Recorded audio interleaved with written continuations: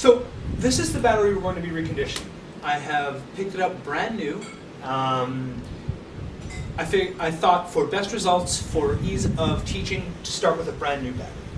So that is this one that we're going to be working with. This one was given to me. It was out of an RV.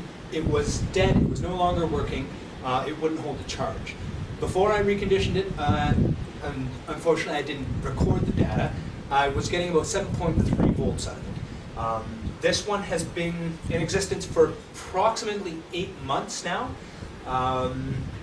And over the course of its lifespan, it is degraded by approximately a volt. Now, that being said, I would just like to quickly show the voltage and amperage coming out of each of these. So we're going to connect it up. I have a little digital meter here. I've got positive and negative. And on this one, we did a load test last night, and I wanted to show how quickly it was recharging. We ran it down to approximately 5.3 volts, and it's almost back up. The starting voltage was 6.2 volts, 6.25 volts. Did the test approximately midnight. The amperage was bouncing everywhere while we did the test, over an amp and a half, down to 0.2 of an amp. It's recharging as we speak. That being said, the battery we're going to be working with today, with the acid in it. This one has the acids in it. I haven't even opened it yet. The acid battery is showing for our test. Oh, come on, hands. 12.7 volts, 0.1 of an amp.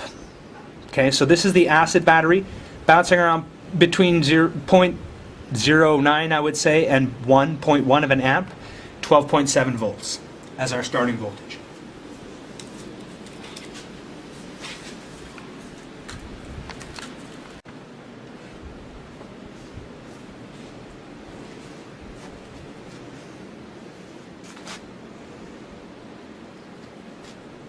Okay, so I have my 2 half-kilogram packages of baking soda, total 1 kilogram of baking soda.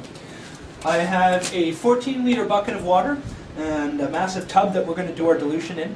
I filled my bucket twice, so we're getting about 28 liters of water, and we're going to use 1 kilogram of baking soda in the 28 liters of water.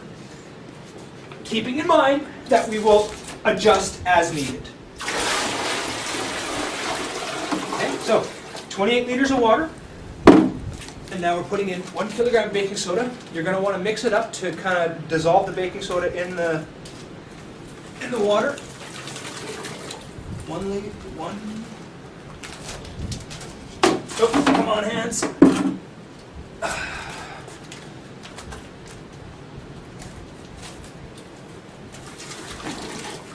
Okay, so 28 liters of water, 1 kilogram of baking soda. That being said, to neutralize acid, 2 best ways to neutralize acid would be, number 1, with a base, like baking soda, or number 2, to dilute it to the point of nothingness. We're going to do both. We're going to dilute it, and we're going to neutralize it with a base. And I'm going to stir this until all of that sediment comes off the bottom.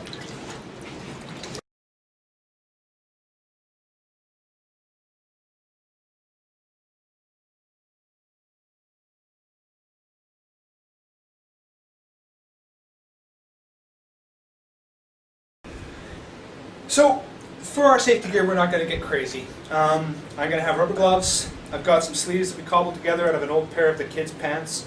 Safety glasses, because battery acid in your eye is going to be the gift that keeps on giving. And one of the other little precautionary things that may come in very handy would be to premix your baking soda and water solution. If any acid gets splashed anywhere it's not supposed to, you can quickly neutralize it, and it'll be right on hand as you need it. So, getting into the battery is the next step. I recommend gearing up before you even touch the battery, since that's where the acid is. Jiggling it around, cracking the lid off it, it has the potential to splash acid. I would gear up before you even start touching it.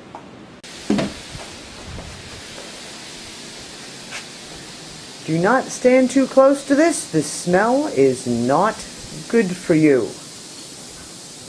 And that is the baking soda and acid reaction.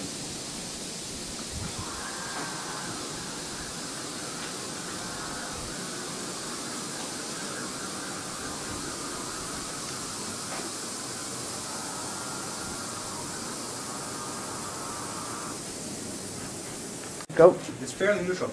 Now, for neutralizing purposes and safety purposes, I had pulled aside a little bit of extra of the solution to use for washing. After this is compromised, I'll no longer have it available to use. And I'm also going to use it as a test to kind of judge the reaction of the acid and base as we're neutralizing the acid. So I cleaned out 2 cells just now into this solution. You can see we're still getting a little bit of a reaction. I'm going to put a little bit more of the baking soda and water solution in to judge to see if it, and we are still getting somewhat of a reaction, although it is greatly reduced. Go. So, in some cases, not all batteries are created equal. This particular battery was a royal pain in the patootie to get the cap off of. That being said, a little bit of extra elbow grease, proper application of some simple tools, and we got it off of there. That being said, had to be very, very careful. Acid can splash. It absolutely did. My bucket of pre-mixed baking soda and water came in very handy. I got it on some of my tools, a couple of drops on the pavement. It was right handy right there in order to neutralize it directly, which was very important. So I have been continuing to neutralize my acid in here. As you can see, I'm still getting a reaction. It's still venting gas. It's very important to do this in a well-ventilated area. Okay, so this battery, I've got 6 holes, 2 cells, 2 cells, or 1 cell, 1 cell, and 1 cell. Each 2 represents a cell. Okay, I've still got some of the acid in the inner 2 or 3 cells, and I'm in the process of neutralizing it. I have extra baking soda on hand to test after the fact. So here I go. I'm pouring the acid into the baking soda solution. And this is the reaction you're going to get. And depending on how strong it is how vigorous your reaction is going to be. Now what I'm going to do after is I'm going to wash this battery out with some of my baking soda and water solution. For right now, I have an extra bag of the baking soda, and I'm using right now to check the reaction in the solution here. So, I've got pretty much all of the acid out of the battery. This is my 28 liters of water minus the little bit that I pulled for here. And it still needs more love. Okay? Go. So, I have all of the acid out of my battery now.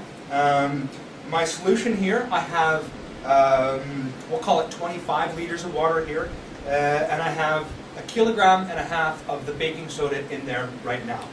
This is going to bring my baking soda up to 2 kilograms with this package. I'm going to add it slowly, just to test the reaction of the acid. So let's just see how it goes. It's still reacting, but the reaction is slowing down. It's nowhere near as vigorous as it was. So I will keep adding this slowly and keep letting it react until it doesn't do anything anymore.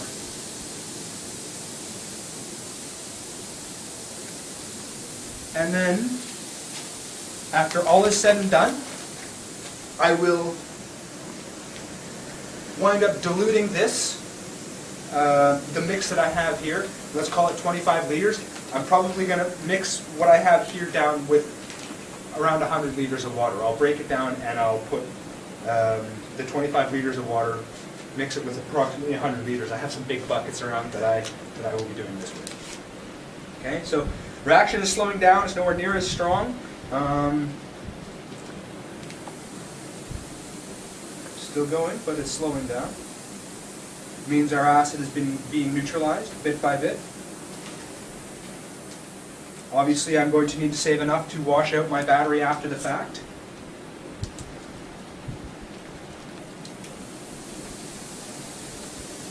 Okay. Now, neutralizing the acid is only part of it, as I said. Even though this battery was brand new and clean, as I was emptying it out, towards the bottom, the acid and the solution that was coming out was partly kind of gray.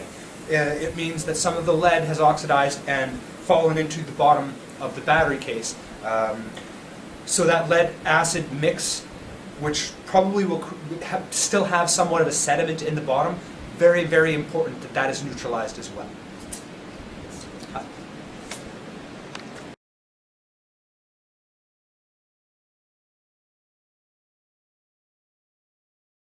This is my solution of baking soda and water, clean, unused. I'm going to be dumping it direct into each of these cells. I want it to fill them all the way to the top. Here I go. You can use a funnel to make it pretty and clean. You can see the reaction that's happening.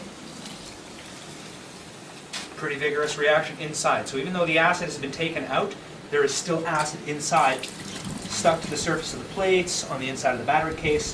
Very, very important to wash the battery out. So I've done the first round of washing in the battery. I have dumped some of my baking soda and water solution inside, filled each of the cells up. We had a pretty vigorous reaction inside the battery, and I'm just going to transfer what's in here now into my main bucket for neutralizing. So, as you can see, we're almost filtered off, being done with washing out our battery. Now, I'm kind of using the water bottles here. They're a measured amount. Each of these is 1.5 liters of water. And I'm using just plain tap water to do the final wash and test on the battery. And I'm also using this to measure how much fluid I'm going to need to go back into the battery. So, that being said, I'm filling them up one cell at a time.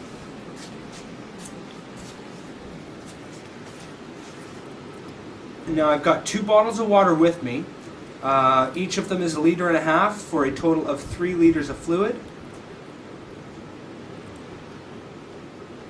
When filling the battery, you will not need to fill each of them up to the very top.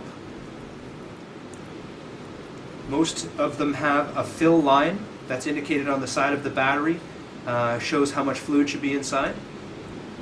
Okay, so 1.5 liters, almost 1/2 of the battery with 1.5 liters of water.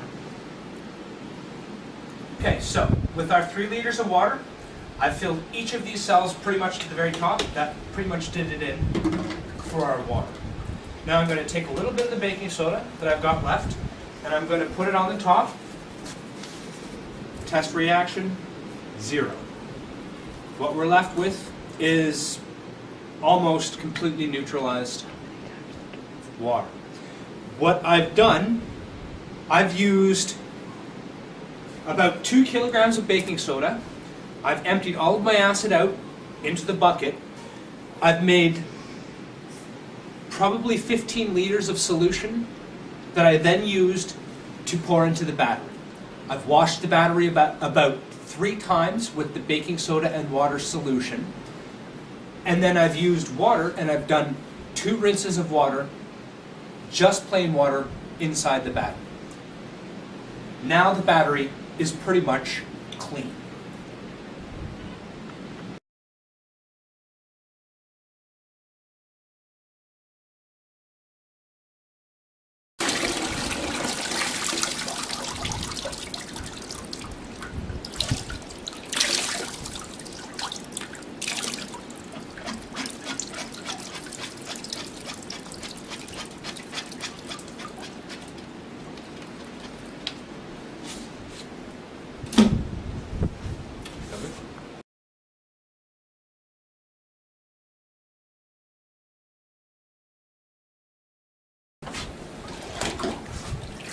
Okay, so I'm using a bucket to transfer some out so I can dilute it a bit at a time.